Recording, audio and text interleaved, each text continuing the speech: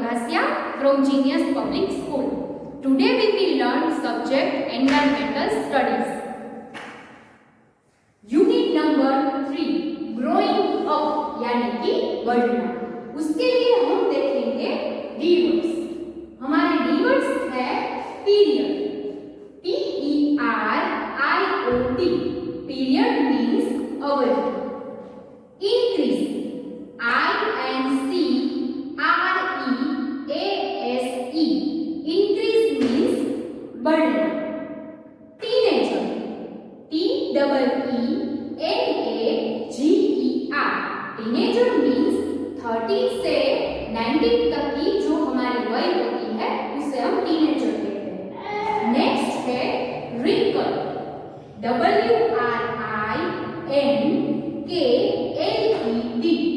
wrinkled means झुर्रियां जो हमारी skin पर आती है वो.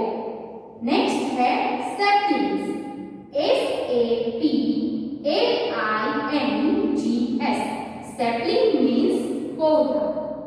नेक्स्ट है growth. GROWTH.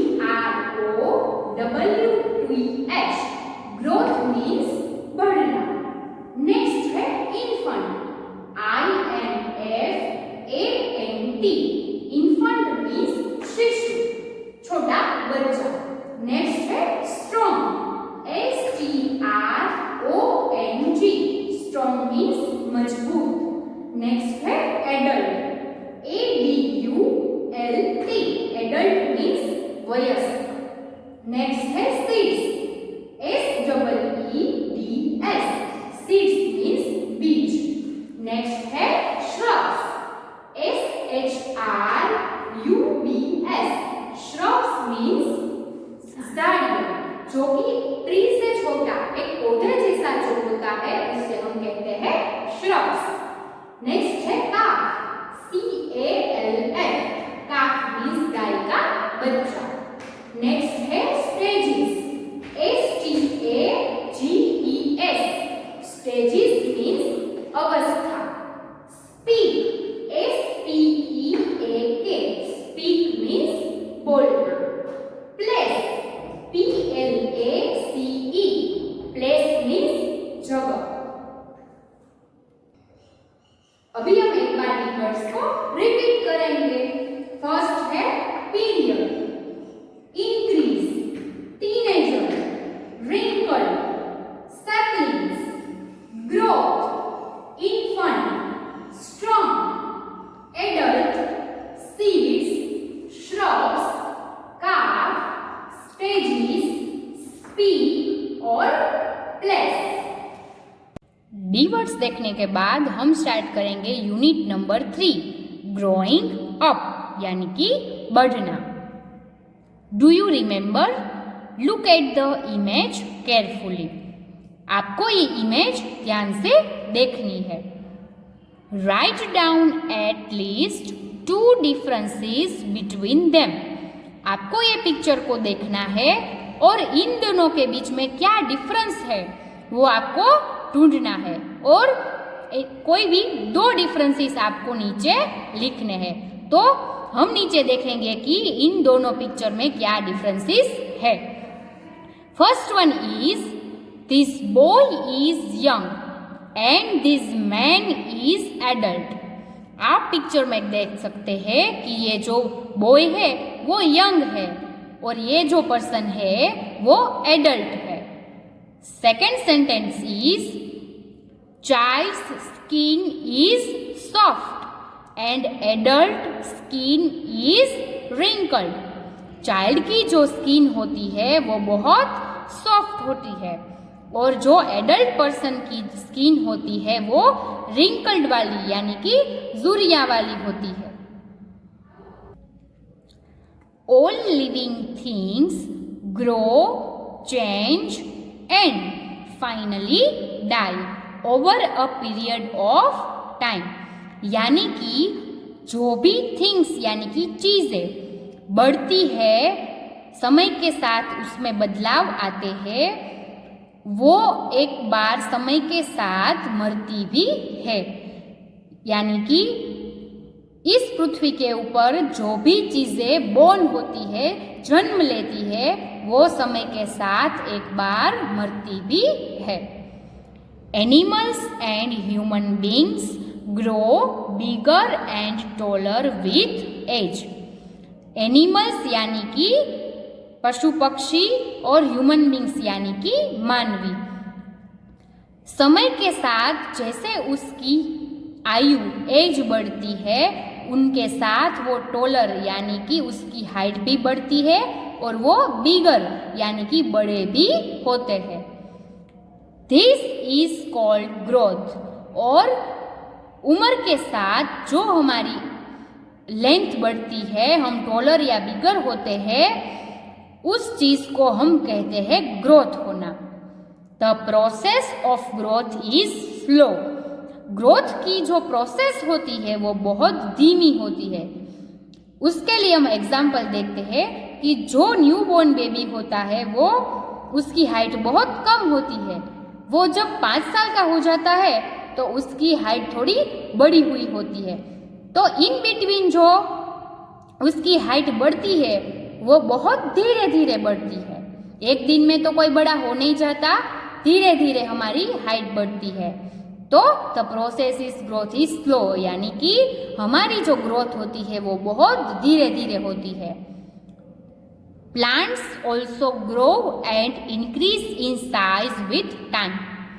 जो हमारे प्लांट यानी कि पौधे होते हैं वो भी बढ़ते हैं, वो समय के साथ धीरे धीरे बड़े होते हैं। नेक्स्ट हम देखेंगे ग्रोथ इन ह्यूमन बींग्स, यानी कि जो हमारा मानवीय शरीर है उनकी ग्रोथ कैसे होती है। There are different stages of growth in humans, यानी कि हमारी मानवी की जो शरीर की ग्रोथ होती है वो अलग अलग स्टेजेस में होती है। इन्फंट, इन्फंट मीन्स शिशु, जो न्यूबॉर्न बेबी छोटा बच्चा होता है वो। A newborn child who cannot talk, walk or eat food on its own is called an infant. जो न्यूबॉर्न बेबी होता है वो अपने आप चल नहीं सकता, बोल नहीं सकता, खाना नहीं खा सकता, ऐसे बच्चे को हम क्या कहेंगे? इन्फंट यानी कि शिशु। नेक्स्ट हम देखेंगे child. After 2 years of birth an infant grows into a child. बच्चे का बोर्न होता है और उसके बाद 2 years यानी कि वो 2 साल का हो जाता है, वो ग्रोथ करता है, उसके बाद हम उसको क्या कह सकते हैं? चाइल्ड, यानी कि जिसकी आयु 2 साल या उनसे बड़ी है उसके हम कह सकते हैं child. A child can sit, walk, speak and play in this stage.